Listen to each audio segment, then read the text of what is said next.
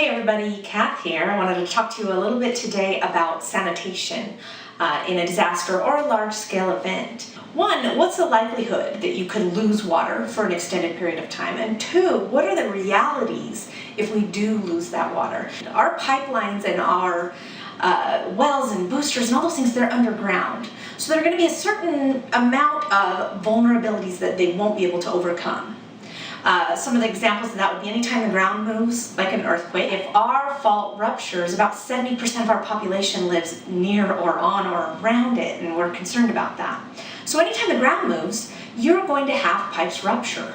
The concern with the water and wastewater individuals is the fact that there are literally thousands upon thousands of connections to those systems, and they have a handful of guys that can come in and make those repairs. It's not going to be 72 hours before they can get your water back on. It's going to be weeks to months. If we have a long-term power outage, you're going to lose your water and wastewater. You require power to deliver the water back to your home or take water away from your home. If we experience a long-term power outage, you're going to experience a long-term water and wastewater issue. The Haiti earthquake in 2010, they experienced what we call a secondary disaster. That's an event that's caused by the effects of the first disaster. And what that was an outbreak of cholera. 1,100,000 people became sick with cholera after the earthquake. In that event, 4,500 people died of cholera. It was devastating. Now, the World Health Organization and other health organizations wanted to know what happened, what caused it. They discovered that a professionally set up shelter was disposing of their waste improperly. And a lot of people say, well, you know, wherever we're at, our community won't suffer from that because we have really high standards and we know what we're doing. Well, it was a professionally set up shelter. And honestly, I think that in the United States especially, we're going to be a little more at risk than they were. You see, in Haiti, they don't have the beautiful infrastructure that we have. When we flip a switch, the power comes on. When I use my faucet, my water comes out. When I flush the toilet, it goes away. And every Tuesday, my trash man picks up all my waste, and I don't have to ever think about it again. Whereas in some of those parts of the world, they're regularly purifying their own water, regularly dealing with their own waste and debris and managing those things. We're not. We're going to be like infants if we experience something that's large scale. There was another earthquake that we like to study in Christchurch, New Zealand. They also suffered from those systems being compromised, their water and wastewater systems, and just working so hard. There's still areas of Christchurch, New Zealand that do not have wastewater restored. And as they're trying to repair it, whenever you repair a water system, you test it and you repair it and you test it. They were testing the water. They had 121 positive tests for E. coli. P-traps. It's underneath your sink, right? You have a curved pipe. It traps moisture in it, and it does many different things. It protects you from fumes and all kinds of stuff. Those P-traps are going to dry up. When that P-trap dries up, it smells like sewage. It's actually very dangerous. You see, what you're smelling when a P-trap starts to dry up is hydrogen sulfide. At 50 to 200 parts per million, your symptoms are going to be much worse, and they can cause all kinds of sickness, convulsions, and comas, even death in severe cases. Those fumes can start to seep into your home, and that hydrogen sulfide is very deadly. You shouldn't stay in a home. Those gases from the sewer also contain methane gases, which are highly flammable. All the vermin and insects that live underground and even above ground are looking for a safe, warm place to go, and they're going to use those broken pipes to gain access into your home.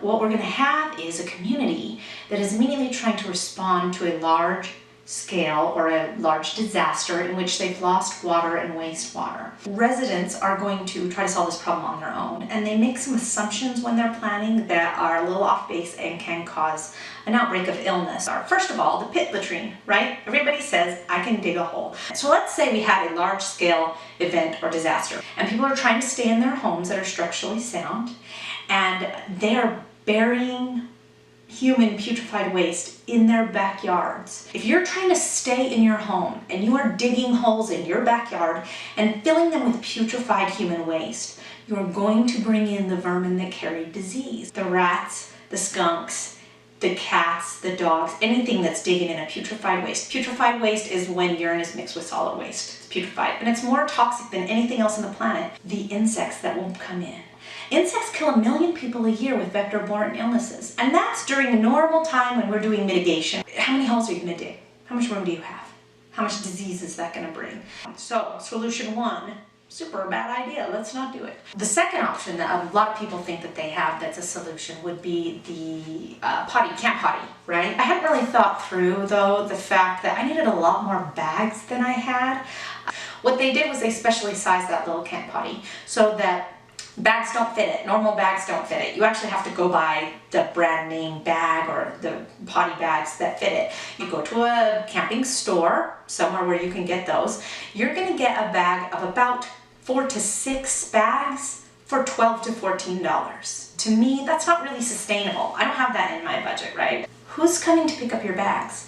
Our landfills will not accept bags of human putrefied waste. In a large-scale event or disaster, they are highly regulated. So how long are you gonna go without trash pickup? And now you have a pile of trash with human putrefied waste in those bags. Third thing people are gonna do is they're gonna say, it's okay, I have a travel trailer or an RV. I have a backup bathroom. That tank lasts 2 to 3 days. Maybe a little longer if you're really conserving and depending on how many people are using it. Those tanks do get full. The dump stations are not open. Your wastewater companies shut those down. They lock them down. Even an inch of sewage back up into your basement. You can't stay there any longer. You're a refugee. You can't say, well, our house is structurally sound and all our supplies are here, so we're staying and we have family coming. Now we don't go in the basement anymore because there's sewer. Sorry, it's stinky, and shut the door and say we're done. You can't do that because of all those contaminants that are going to bring disease and illness into your home. This is pretty terrifying because if you're anything like me, when I was doing all this research and response training, I was thinking, all of my solutions are wrong. What am I going to do? It's like a panic. I didn't sleep very good that night. But honestly, the solutions are not rocket science. There's some really good, easy solutions if you're doing them properly. And most of those solutions that I like to give, the supplies are just around your house. I'm not here to sell you anything. You don't need a specific system.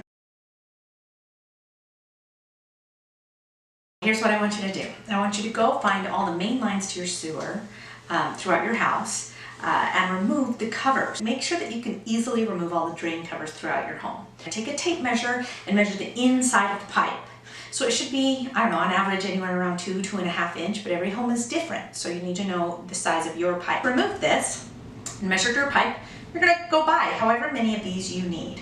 That hydrogen sulfide, methane gases are real dangerous for your house. So what you could do is you just go take this, you drop it down in the pipe and you twist and expand that rubber gauge, and it will protect you from those toxic fumes, from the vermin, if there was an earthquake or a landslide that are gonna try to get into those broken pipes, from minor sewage backup. You have a lot of main lines to the sewer, right? All your sinks, your tubs, all those areas, just have to plug the hole. Go around, get in your kitchen, put the stopper down.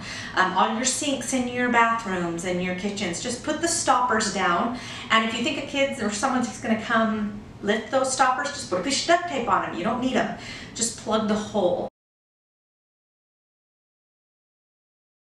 Now there's another main line to the sewer that we haven't talked about yet. That is going to be your toilet. And what we're going to do is create what's called a dry potty.